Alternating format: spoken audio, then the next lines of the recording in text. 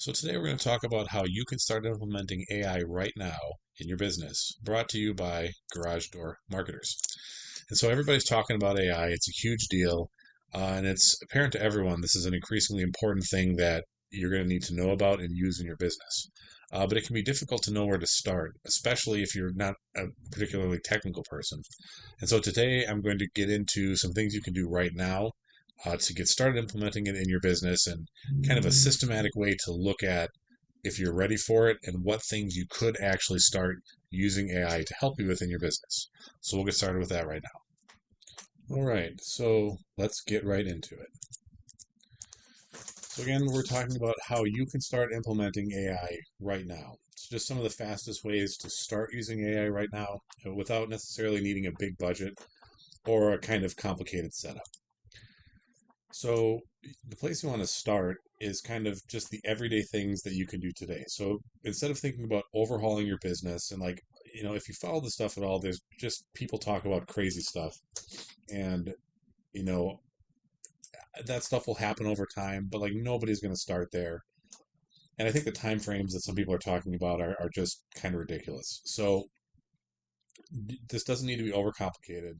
Start with the simple things, and what you're really looking for here is improvements in productivity and automation. And basically, what these things are doing for you is they are improving your margins. So you're taking labor hours and you're compressing them, which means you can either have less labor hours or you can use the same number of labor hours to do more things. And so you're improving productivity and therefore improving your profitability.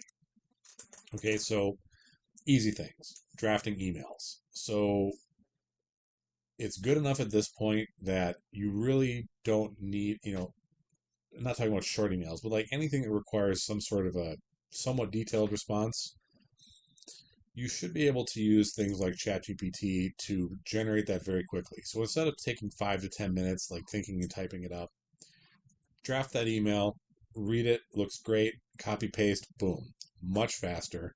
And if you compound that over a week for every employee that you have that has to send emails, you start to think about how that would add up, and it just gives them more time to do other things. Next thing you might think about is summarizing documents. So, if you're dealing with long contracts or long bids or market research, I mean, there's just all kinds of stuff. There's all this long reading, which you can really just have the AI do it for you and, you know, look at the results, look at what it's saying, ask questions. You can just kind of interact with things much more quickly than you could in the past. This also is true for meeting transcripts. So if you do any sort of video calls, either with clients or with team members, start recording those and getting transcripts. We started doing that. It does a number of things, and for me specifically, we've been tracking our pre-sales conversations, our sales conversations for quite some time now. And so, what I do is I anonymize that data because I don't, it doesn't, who the individuals are don't matter for these sorts of purposes. But you start understanding trends. Who are my customers? Who buys? Why do they buy? Why don't they buy? What objections do they have? And so I've used that to create, for each of the businesses that I run, personas, which are marketing personas, which are basically customer A is kind of like this archetype, or customer B is like this archetype. And so it allows me to market more effectively because I know who my customers are and I know what objections they have. And then when they become customers, we know about the pain points they have or things that we could do better just by capturing all this information in a way that really wasn't possible previously and using it to improve our sales process and even more importantly for improving the services that we provide and making sure our customers have a great experience and that it works well for them. So these are sort of things that you can do with this stuff as you start getting more comfortable using it. Okay. And that really kind of gets at the third point I have here, which is speeding up research, right? So what I was talking about is a variant of that, but you can do that You can gather market intelligence. You can look at what your competitors are doing. You can understand what's happening, in your industry more broadly. You can really get very interesting and detailed reports that are generally pretty accurate, versus just kind of poking around on the web, which most people really don't even have time for right now. We're too busy. So it's not like you're sitting around reading website article 1, website article. You just don't have time for that. But using these AI tools, you can have that done for you and read the results and kind of get information that you've never had before because you just didn't have the time to go after it. Okay, so that's kind of getting started. Now, the bigger opportunity here is reducing repetitive work. So, automating emails, basic prompt writing, all these things, that's just the beginning. But where this really becomes powerful is where you can reduce the repetitive work that your team does over and over again. And so I'll give you a concrete example that I've done for my businesses. So, and this is advanced. You're not going to do this right out of the gate, but I just want to help you kind of think about what could be possible. So we had for years a very manual sales process. So, we would do the market report, and if you're a customer or you've talked to us before, you've gone through this process. Especially it was a while ago, where what we do is we analyze your market. How are you doing in the maps? How are your competitors doing in the maps? Who's running ads? Now AI visibility, all kinds of stuff. Well, I had a team member who had to go and get all that information for, the person who was interested in their business and their competitors. That all had to be pulled together, and then it had to be turned into, a PowerPoint so that we could then get on the call and actually go through it and talk about it and then discuss whether it would make sense to work together, right? So this was a ton of work. And, when we do these calls, only 40 to 50% of the people who say, hey, yeah, do this for me, actually show up to the call. So you can imagine there's also a lot of work that was done where just the people never showed up, and that's actually not a bad number. That's average to good for this sort of engagement. The market report or the sales call or whatever you want to call it. So we weren't. It's not that those were bad numbers. It's just you're doing all this work and people don't show up. It's kind of annoying. So what I did is I automated all of it. So this was hard to do, but all of the information retrieval, all of the the presentation, the follow up, all of it. So the person who was doing that is now doing other things for me, and the sales team doesn't have to spend their time getting this together. The report's already done. The people who don't show up, the report just gets emailed to them anyway. So all of that massive amount of work was turned into basically an automated process that either my team can initiate or our potential customers themselves can initiate directly from our websites. So what that did was it freed up a bunch of labor hours, lots, that team members were spending putting these presentations together. It produces a superior result, but because now that I could automate it, I could bring more things in that I really wasn't doing before because it just took too long. And it's a better presentation. It's an automated presentation, and everybody who asks for it gets one, whether they get on our call or not. So it's a vastly improved process, costs us way less, better result, and now we can do more things. So this is a perfect example of the sorts of things that you can do with AI and some development ability, which I have. Okay, not everybody has that, but these are the sorts of things you can do. So as you think about your own business, what are some things that you have team members doing over and over and over again, moving data from one place to another, that maybe you could find a way to automate by hiring a developer or someone who knows how to do this kind of stuff? Okay, so here's some places where you can think about this. So moving data, as I just mentioned. So copying information between your CRM, spreadsheets, billing software. If you're just moving data back and forth, that can be automated pretty easily. Reporting, if you're pulling data in to like for performance reports or jobs reports or whatever, anything regarding reporting that also can be automated. Follow-ups and reminders. So, anything that requires manual email sent, billing, signatures, I mean, you name it. These sorts of things can all be automated, uh, to save time. And also things just in communication and general operations. So scheduling, emails back and forth, customer communications. Um, if depending on how advanced your sales process is, getting more information about leads before you talk to them, more information about projects, especially more commercial focused things. It's a little easier than if it's residential stuff. But so just take some time and think about, what are you or people you are paying, spending your time doing over and over again that really just involves data moving from one place to another. If that makes sense to you, you should be able to find several places where there's probably a potential for improvement. Another very easy use case is AI phone answering. So I've been playing around with this for a while, and we have this integrated now in our Revenue Commander product. So, and we're using it. So if you call our phones, you will be answered by AI.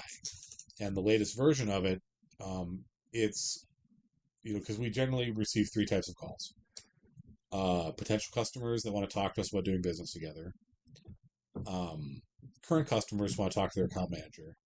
And annoying people, like salespeople, like Google calling to pretend they're going to help us with our, advertising, stuff like that. So I have set up our internal AI phone answering service to identify those use cases and handle them accordingly. So if a current customer calls, wants to talk to their account manager, it will kind of verify that basically, and then transfer the phone call to that person, or potentially schedule an appointment on the calendar. If a prospect who might want to do business with us calls, it will attempt to schedule a sales call with them on the calendar. And if a spam calls or sales or Google, things like that, it'll just take a message. And all those transcripts come directly to me. Okay, so I can see what's going on. I can see how it worked. And it answers phone calls 24/7. So if you're in the field, or if you just can't get to all the phone calls, you can set this up, and you can set up on multiple lines. So you can basically, because you want to do something like dynamic call routing, right? So you can actually track things that come in. So you can have this set up where, because you have a phone number pool, so you're tracking everything that comes in, you can do this with dynamic call tracking. So you can have AI answering, 3 or 4 different calls at once, handling them properly and routing things correctly. This is an amazing unlock, especially for people in the field, and it's working right now. I'm using it right now. If you call me, if you call one of our companies, you will see it in progress. And for our customers, it's something that we can do for you pretty easily. Okay, so that's a great use case. So, as you're thinking about this, prioritize your workflows and do the math. Okay, and you don't want to invest a bunch of time and money automating things that don't take that much time, right? It's not worth chasing. So kind of do the math in your head. And if it's something that can save an employee, 5 to 10 hours a week, and you think about what you're paying them in labor, and then work that out over a year, you can kind of understand if there's an ROI there for, doing something to address that. And, what it makes sense to spend to build something to do that. Does that kind of make sense? So do the math. You don't want to spend $3,000 with a custom email forwarding solution that will save you $200 in labor over the year. It just doesn't make sense. Okay, so if you want help with this process, I've put together something called an AI readiness assessment, and on all of my company's websites, depending on which market you're in, you can go and you can get this assessment. It's $1,000, but what it is, it's a very detailed questionnaire to help you identify where these things might be in your business and kind of help start putting numbers on this. If it makes sense for you to do this, what opportunities there are, um, and what you might be able to do to help your business thrive with AI. And so there's an intake questionnaire. It's going to go through all that stuff. Then there's a 45-minute phone call with me where basically I've looked at that questionnaire, I've done some analysis on it, and I'm going to want to talk to you in more detail, just kind of flesh this out. Like, is there stuff here? What do we see? And then, so then I'll go do the analysis, we'll find the things, we'll make the recommendations, and we'll tell you exactly what makes sense to you and kind of how it will work. Okay, then we'll have another 30-minute call to go through the findings, explain to you what you can do right now, what projects you might want to do, to even further it. But the objective of this is to, at bare minimum, save you or your employees 5+ hours per week. And if we can't do that, we'll give you a refund. Okay, because if we save you 5 hours a week for one employee, that's going to save you more than $1,000 per year. So it's a no-brainer. And if we can't do that, and we can do that with anybody, I think. So if we can't do that, money back. Simple as that. So it's on our websites. There should be a link coming if you receive notification about this webinar via email. There should be a link to it there. It's all automated. You can see another process that I've set up that's automated from start to finish, outside of talking to me, and just the analysis that I have to do. But if you're thinking about this, if you're thinking about AI, and you're not sure what to do, and you just need help from someone who's done it, I've built like 30 applications. I've done a ton of this. I build crazy stuff. So I can help you if you'd like help. And this is not a huge, windfall for me necessarily. There's specific people who watch these videos that tend to become our customers. And so, these are the people I want to help. And so I think this is the way I can do it. And that's why we offer the service. And everybody's going to have to do this. So those who get started earlier are going to be farther ahead. Okay. So setting that aside, this month, if you want to do stuff, in the first week, just kind of audit what people do. Look for repetitive manual tasks that could potentially be automated. And then week 2, just pick one, something that would be easy to do. Do some research or use AI and be like, hey, how can I automate this, right? Use the tools to figure out what tools to use. And then in week 3, deploy that. So take that employee, give them that tool, and then in week 4, see how they did with it. Okay. And just find out if it's having the impact that you thought it might have. And if you could do something like this every month, by the end of the year, you should see a huge increase in your productivity just from little things like this. Okay. And so the goal is really to take one clear AI idea from we should probably do this to something you can actually start implementing this month. And if you start doing this, you're definitely going to see the benefits. Okay. So bottom line is stop wasting time. AI is no longer just for enterprise tech companies. It's not just for nerds. It's accessible, it's affordable, and it's a tool that you can use to help make your daily operations smoother and more profitable. So if you aren't doing it yet, it's time to start. Okay, and next steps, look around on the site. Should be easy to find. If you want to work with me, go ahead and get your AI readiness assessment. I'd love to help you out.